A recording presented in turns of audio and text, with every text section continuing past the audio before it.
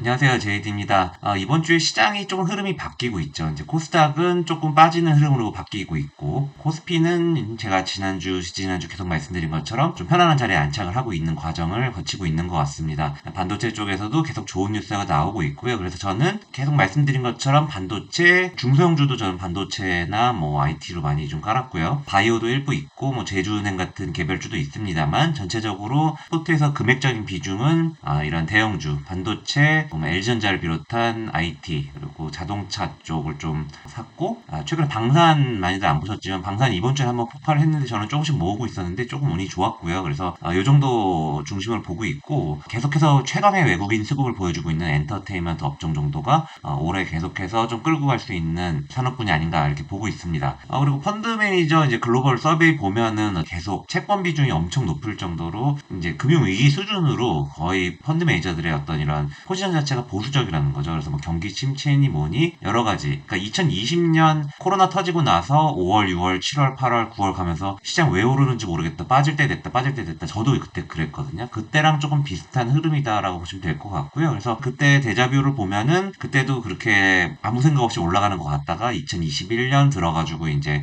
폭발을 완전히 하고 나서 이제 코스피는 그해 한 봄부터 한 2년 정도 정체를 보였죠. 올해도 이제 그런 흐름으로 갈 가능성이 저는 있어 보입니다. 그래서 너무 빨리 보수적으로 전환을 하실 필요는 없다라고 보여지고요. 다만 조금 조심하실 포인트는 이제 3, 4월의 EPS 바닥. 이게 결국엔 삼성전자가 워낙 시총에서 차지하는 비중이 크고 우리나라 증시에서 이 기여도가 크기 때문에 삼성전자나 이제 하이닉스 같은 업체, 반도체 업체들의 EPS가 거의 움직이는 거에 따라서 왔다 갔다 하는 건데 이제 올해 1, 2분기 정도가 사실 반도체 업황 완전 최악이라고 하잖아요. 지금 뉴스를 많이 접하셨을 건데 최근에 뭐 감산 얘기 계속 나오고 이제 5월 정도부터 뭐 애플이나 이런 회사들이 여러 가지 주문을 새로 할 거고 신규 주문을 할 거고 그렇기 때문에 이제 반도체 D램이나 뭐 이런 거 스팟 가격이 올라가면은 3, 4분기부터 실적이 좋아질 거다. 뭐 약간 요런 로직인 거거든요. 근데 과거의 흐름을 보면은 EPS가 바닥을 찍고 한 두 달 정도 뒤에는 이런 밸류에이션 조정이 조금 나타나서 일시적으로 시장이 좀 흔들릴 수는 있다. 근데 어쨌든 간에 저는 뭐 이게 일시적이다라고 보기 때문에 조심은 하되 너무 비관적으로 보실 필요는 없는 것 같고요. 매주 한 번씩 보여드리는 이제 코스피 차트인데요. 일단 50월봉을 중심으로 잘 안착을 하고 4월을 이런 식으로 나이스하게 잘 마무리를 해주면은 잘 모르겠지만 정확히 언제랑 비교해야 될지 모르겠지만 업황이나 이런저런 걸 감안했을 때 업황은 요때랑 되게 비슷하거든요. 2016, 17 요때랑 되게 비슷한데 요때처럼 요때도 이제 밑에 좀 하회하다가 요 자리를 지키면서 이제 오른 과정을 겪었었는데 요런 흐름으로 가지 않을까라고 보고 있고요. 주로 봐도 일단 이번 주에 어쨌든 200주선 위에서 끝났습니다. 간만에 지금 작년 언제죠? 작년 8월 이후에 처음으로 200주 위에서 주를 마감을 했고요. 일로 봐도 조금 아쉽게 눌리긴 했지만 막판에 전반적인 흐름은 좀 바뀌었다라고 보시면 될 것 같고요. 반대로 코스닥을 보시면은 목요일 날 2.6% 정도 빠지고 금요일 날 1.9%. 그래서 사실 엄청 쉬지 않고 많이 올랐었는데 조금 조정을 보이는 모습이죠. 그래서 이 21선을 못 지키면은 코스닥이 중기로는 이 51선까지 접근을 할 수 있기 때문에 조금 워치해야 되는 상황이고 그래서 금요일 날 제 지인들도 굉장히 많은 고통을 호소했어요. 그래서 조금 조심하셔야 된다 정도 보고 있고 주로 봐도 조금 RSI나 이런 걸 봤을 때 이렇게 과매수 신호가 확 뜨면은 결국에는 한 번씩 조정이 크게 나오거든요. 네, 그래서 코스닥은 일단 이렇고 이제 종목 잠깐 보시면은 삼성전자, 하이닉스가 금요일에 시장 엄청 분위기 안 좋은데도 굉장히 선방을 했죠. 삼성전자는 지킬 자리를 다 지켜주고 있고 조금 길게 보시면은 되게 좋은 그림으로 가고 있어요. 주로 봐도 사실 코스피 차트를 이렇게 이쁘게 만든 것도 삼성전자가 1등 공신이다라고 보시면 될 것 같고 월로도 마찬가지입니다. 삼성전자 같은 건 그냥 가지고 계시면 일단 불편하지 않은 종목이다라고 보시면 될 것 같고 하이닉스는 전체적으로 아직은 조금 자리는 좋지 않아요, 솔직히. 근데 하이닉스를 저도 계속해서 담는 이유는 반도체 업황이 턴하면은 결국엔 저희 업계에서는 베타라고 하거든요. 똑같이 오를 때 어떤 게 더 세게 오르냐라고 주면은 삼성전자가 3% 오르면은 SK 하이닉스가 5, 6% 오르는 이런 국면을 많이 보여주기 때문에 이런 국면에서도 엄청 화끈하게 올랐죠. 아까 말씀드렸던 그런 국면에서도 SK 하이닉스는 25,000원 정도에서부터 90,000원까지 한 방에. 삼성전자는 이렇게 못 오르잖아요, 사실. 이게 몇 배씩 오르는 건데. 그래서 SK 하이닉스가 이런 맛이 있기 때문에 같이 좀 섞어 사셔야 된다. 그래서 저는 이번 주에 눌리는 구간에서 하이닉스를 조금 더 샀고요. LG전자가 조금 걱정인데 LG전자가 안 좋아요. 사실 61선을 깨서 저도 일부 축소는 했습니다만 일단 전체적으로 들고 있는데 일단 수급도 괜찮아서 좋고 보면은 우리나라 이제 연기금이 4월에 팔아야 되는 물량이 되게 많다라고 하는데 우리나라 연기금이 완전 주도해서 팔아요. 외국인들은 계속해서 사는데 그래서 이런 거는 참 아쉽죠. 여러 가지 수급적인 이유로 빠지는 건데 우리나라 기관들의 이런 행태라기보다는 구조상 어쩔 수 없는 이유라고는 하지만 LG전자도 이렇고 사실 삼성전자 이런 것도 연기금이 주도해서 팔고 있거든요. 좀 아쉽죠. 이렇게 안 하면은 사실 훨씬 더 세게 올라갈 수 있는데 그래서 이게 어떻게 봐야 될지 모르겠네요. 어쨌든 간에 그냥 다 가져가시면 전 좋다라고 보고 있고, 역대급 실적을 보여주고 있는 현대차, 기아차, 뭐 이런 쪽도 되게 좋아요. 그래서 저는 트레이더이기 때문에 이렇게 미친 듯이 확 오르는 때는 많이 줄입니다. 그래서 이때 거의 다 줄였는데 운 좋게 다시 21선까지 바로 일주일 만에 후퇴를 해줘가지고 다시 금요일, 목요일 정도에는 자동차를 좀 담았고요. 기아차가 사실 요즘 흐름이 더 좋은데 기아차도 간만에 다시 좀 매수를 했습니다. 금요일에 21선 근처에서 좀 샀고 요번엔 부품주 사실 자동차 요번에 투자 얘기 나올 때 되게 제일 좋았던 게 현대 위아 그때 16% 정도 올랐었는데 다 빠졌죠. 그래서 현대 위아도 이런 구간에서 조금 다시 담았어요. 이제 주로 봐도 되게 편하고 월로 봐도 되게 편하고 제가 보는 툴을 계속 말씀드리는 이유가 이게 차트예요. 맨 밑에 게 1, 여기가 주, 월인데 저는 차트를 늘 이렇게 한꺼번에 봅니다. 제가 구독자분들 보시기 편하게 큰 차트로 보느라고 이걸 잘 안 보여드렸는데 저는 일주 월을 늘 항상 같이 보고 같은 큰 흐름에서 월로도 편안하네, 위아가 편안하네, 주로도 되게 좋고 일로도 이런 자리에서는 이제 모아야겠다. 이런 단계적인 접근을 하거든요. 단순하게. 그래서 현대 위아 이런 것도 좀 샀고 만도도 마찬가지입니다. 만도도 같은 차트로 보시면은 월 차트 보시면은 60월선에 지금 뭐 9만원까지 갔다가 엄청 많이 빠졌죠. 4만원 반토막 났던 종목이고 주로 봤을 때도 200주선은 평평한데 계속 빠졌죠. 치고받고 와서 빠졌고 일로 봤을 때도 뭐 아주 뭐 베스트한 자리는 아니지만 어쨌든 간에 이런 종목들을 저는 조금 늘렸습니다. 그리고 방사는 좀 운이 좋았어요. 로템도 정말 운 좋게 잘 사서 로템 너무 급등을 해서 한번 팔아줬는데 전고점을 뚫고 올라가는 주식을 사실 팔면 안 되는데 저도 이게 이제 트레이더다 보니까 조금 병이에요. 사실 요런 구간들을 한 방에 과연 뚫을까 싶어가지고 요런 정도 위치에서 저는 이제 막 오면 좀 줄인단 말이에요. 근데 더 뚫고 가더라고요. 다행인 건 항공우주 같은 거는 안 팔았어요. 그냥 가지고 있고 이것도 52주 신고가 근처에 접근을 하고 있는 주식이기 때문에 방산이 뭐 최근에 윤석열 대통령이 좀 강경 발언을 하고 뭐 이런 것도 좀 도움이 되지만 어쨌든 여러 가지 산업 펀더멘탈하게 봐도 좋은 점이 많습니다. 그래서 LIG 넥스원도 좀 같이 샀고요. 그래서 뭐 이런 종목들을 중심으로 구성을 하고 나머지는 뭐 계속 말씀드렸던 제주은행이 목요일엔 좀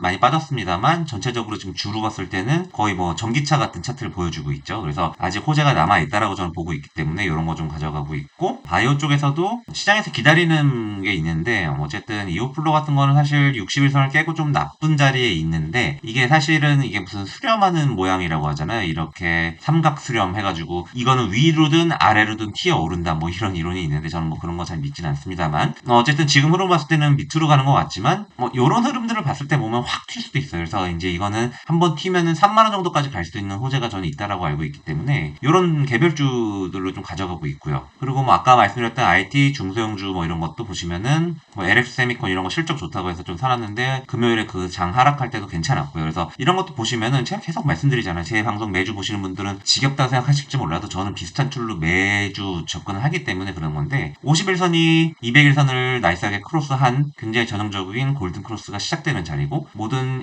이평선들이 이제 정배열로 순서대로 쫙 줄을 쓰려고 하는 모양새를 갖춰가고 있죠. 주로 봤을 때도 굉장히 부담스럽지 않은 자리에 있고 뭐 월로 봐도 편안합니다. 뭐 지표도 그렇고 그래서 이런 것들 위주로 좀 가져가고 있고요. 반도체 종목들 뭐 여러 개가 가져가고 있는데 뭐 다 차트 흐름이랑 이런 건 비슷하고 에코프로 이런 건 최근에 보시면은 이게 월봉인데 무시무시하죠. 정말 엄청난 뭐 82만 원까지 갔는데 사실 82만 원까지 갔던 주식이 지금 몇 주 만에 57만 원이 됐어요. 사실 이런 거 생각하면은 낙폭이 굉장히 큽니다. 제가 계속 말씀드리는 윌리엄 오닐이 말하는 전형적인 아주 전형적이진 않아요. 이 구간이 평행선처럼 음봉이 똑같은 길이로 나와줘야지 완벽한 숏 기회인데 그렇지는 않았지만 어쨌든 간에 MACD 오실레이터도 엄청난 과격한 흐름 끝에 결국에는 음전환을 하기 시작했고요. RSI도 엄청 과매도권이기 때문에 저는 트레이더 입장에서 에코프로를 아직 가지고 계신 분들은 다음 주에 혹시 찬스를 준다면 21선을 극복하고 막 또 튀어오를 수 있어요. 여러 가지 이유로 뭐 이런 주도주들은 한 방에 안 죽기 때문에 뭐 이런 구간 정도 정도까지 사실 오를 수도 있다고 봅니다. 한 방에 끝나지 않습니다. 주도주는. 그래서 좀 더 갈 수도 있다고 보는데 뭐 한 70만 원 정도까지 가주면은 가지고 계신 분들 입장에서는 좀 덜 아프겠죠? 82만 원 찍었다가 70만 원 정도까지 반등을 하는 건 뭐 이 정도는 감내할 만한 것 같은데 만약 그런 반등을 준다. 그러면 이번 찬스에는 매도를 하고 나오시기를 권고드립니다.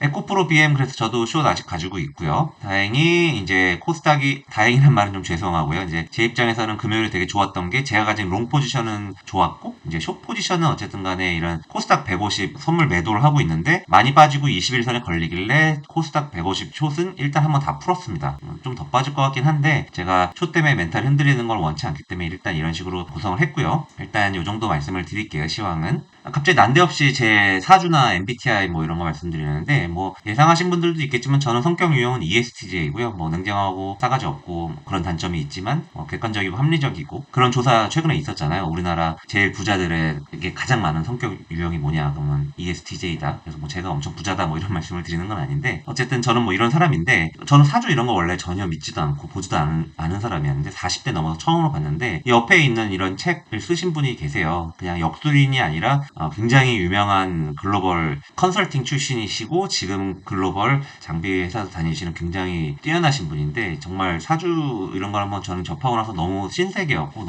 너무너무 정확하게 흐름들을 보여주시고 그래서 제가 실제로 주식할 때도 도움을 좀 받거든요. 되게 웃기는 얘기지만 제가 유튜브 이거 한다고 처음에 어떻게 생각하시냐고 했을 때 뭐 결국에는 여러 가지 이유로 제가 시작을 했습니다만 이런 방송은 이제 뭐 예를 들어 불의 기운을 가진 사람들이 잘하는데 저는 완전 물이거든요. 그래서 그런 얘기 해주시면서 유튜브를 하는 거는 좋은데 이걸 잘 되게 엄청 흥행하는 채널이나 돈 잘 벌 수 있는 채널로 하겠다 이런 욕심은 버리시고 그냥 재미로 즐겁게 그냥 소소하게 하세요라고 해서 제가 또 승부욕이 또 끝내주는 사람이거든요. 그래서 말도 안 돼. 내가 이거 보란듯이 성공시켜서 꼭 사람이 사주대로 가지 않는다는 걸 보여드려야지 이렇게 생각을 했거든요. 근데 이제 세상에 그렇게 안 되는 게 있더라고요. 이제 저한테는 그게 유튜브라는 것이었고 저는 대중을 되게 이렇게 우매하다라고 생각을 하는 사람인데 어쨌든 대중을 상대를 해야 되는 게 유튜브인데 이게 안 맞는 거죠. 여러 가지로. 그리고 저는 좀 뻥까드 치고 막 그래야 되는데 전 성격적으로 애널리스트 할 때도 그런 서비스 코멘트 같은 건 거의 하지 않았거든요. 원하지 않으면 사지 마세요. 이런 말을 오히려 그냥 하고 아니 뭐 안 사시면 안 사시지 왜 저한테 따지십니까? 뭐 이런 식이었거든요. 그러니까 그런 성격으로는 이 대중을 대할 수가 없는 건데 사실 어떻게 보면 제가 조금 무리한 욕심을 냈다라고 생각을 하고요.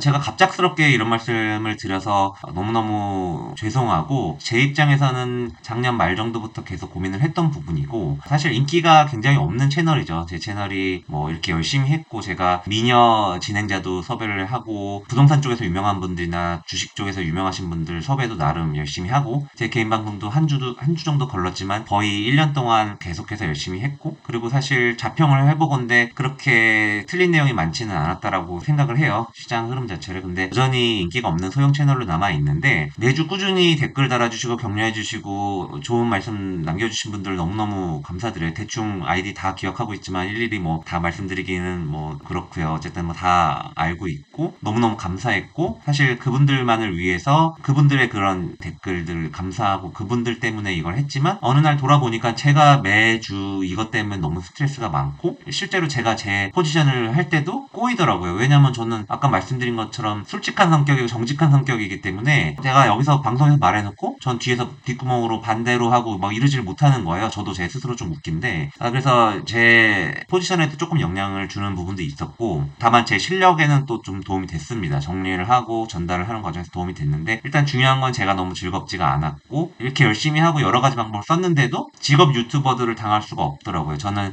전문 투자자고 직업 유튜버들 경제 유튜버 하는 사람보다 제가 훨씬 뛰어난 투자자라는 걸 알지만 사실이고 자부하지만 그거와 그건 별개더라고요. 그래서 일단 제가 즐겁지 않았다는 게 너무 큰 이유였고 자괴감이 솔직히 좀 있었습니다. 솔직히 말씀을 드리면 그래서 그런 부분들 때문에 이제 채널을 오늘 방송을 마지막으로 그만하기로 결정을 했어요. 그래서 너무 갑작스럽게 말씀을 드려서 너무 죄송하고 아까 말씀드린 것처럼 작년 5월, 6월 이후로 시장 큰 뷰가 틀리지는 않은 것 같아요. 그래서 1월은 시장 좋았지만 12월 이제 같은 폭락하는 구간에서도 조심하시라 줄이셔야 된다라는 말씀을 미리 드린 것도 그렇고 여러 가지 기억나는 구간들이 좀 있었는데 전체적으로 이번에 SVB 사태 때도 그렇고 다들 팔아야 된다 금융위기다 할 때도 저는 잘 유지를 했다라고 보고 있고, 그래서 제 채널 열심히 보시면서 매매 열심히 하셔서 돈 버셨다는 분들이 있어가지고 너무너무 자부심도 있었습니다만, 어쨌든 간에 최근에 배터리 아저씨의 이런 활약, 시원시원하게 하고 싶은 말을 다 하고 지르고 이런 게 필요한데, 저는 그렇게 할 수가 없는 사람이고, 그렇기 때문에 1년 반을 이렇게 열심히 했는데 구독자 3천도 안 되는 상황에서 이거를 유지를 하는 거는 저한테도 좋지 않고, 저를 믿고 이거를 해주신 속해 있는 회사, 이것 때문에 그 회사에 속하게 된 거죠. 저는 소속을 그렇게 좋아하는 사람이 아닌데, 어쨌든 간에 그 저를 믿고 해주신 대표님한테도 죄송하고, 그래서 일단은 절절TV를 그냥 없애버리는 게 아니고, 제가 진행을 했던 절절TV 시즌 1이 끝났다라고 봐주시면 될 것 같아요. 그래서 개편을 할 예정이에요. 그래서 그게 시기가 아마 뭐 좀 봐야겠지만, 제가 하는 게 아니니까 약속을 드릴 수는 없지만, 어쨌든 그 채널 구독 취소는 하지 말아주시고, 어느 시점에 분명히 이게 새롭게 개편돼서 나올 겁니다. 그래서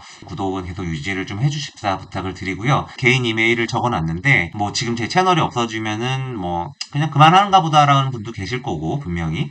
그리고 나 이 채널 진짜 나한테 좀 중요한데, 나 큰일 났다라고 생각하신 분도 뭐 몇 분은 계실 거라고 믿어요. 혹시 그렇게 조금 너무 갑자기 좀 믿고 보던 채널이 없어져서 조금 그러신 분들은 여기로 이메일을 좀 주시거나, 고민이 있으시거나, 뭐 시장 뷰라든가 여러 가지 뭐 주제는 상관없고 이렇게 개인적으로 이메일을 주시면은 제가 꼭 답장을 드리고, 뭐 핸드폰이든 뭐 텔레그램이든 이런 걸로 연결을 좀 할 수 있는 방식을 선택을 할 테니까 이메일을 좀 주시고요. 그렇게 결정을 했다는 점을 조금 죄송스럽게 말씀을 드리고요. 마지막으로 투자를 혹시 뭐 은퇴를 하시고 투자를 업으로 삼고 싶으신 분이나, 아니면 집에 계시는데 이걸로 나는 돈을 많이든 아니면 생활비 정도든 뭐든 벌고 싶다라고 생각하신 분들께 말씀을 드리고 싶은 게 그냥 이거예요. 저는 단순하게 하셔야 된다라는 거고, 주식을 하기 위해서 온갖 산업들, 온갖 뭐 20, 30개가 넘는 산업 지식, 그리고 재무, 회계, 뭐 차트, 그리고 기업을 분석하는 기술, 엄청 많은 것들이 필요하거든요. 근데 저는 증권사를 오래 다녔고, 애널리스트였고, 탐방도 많이 다녔고, 차트도 혼자 개인적으로 엄청 많은 연습과 시행착오를 겪었고, 뭐 그렇잖아요. 근데 이제 개인분들이 이렇게 하실 수 없어요. 제 결론은 그렇게 하실 수 없고, 가끔 있겠죠. 뭐 100만 명 중에 한 명 정도 있을 건데, 그런 확률로는 저는 얘기하지 않고, 일반적으로 봤을 때는 이거를 다 하실 수도 없고, 제가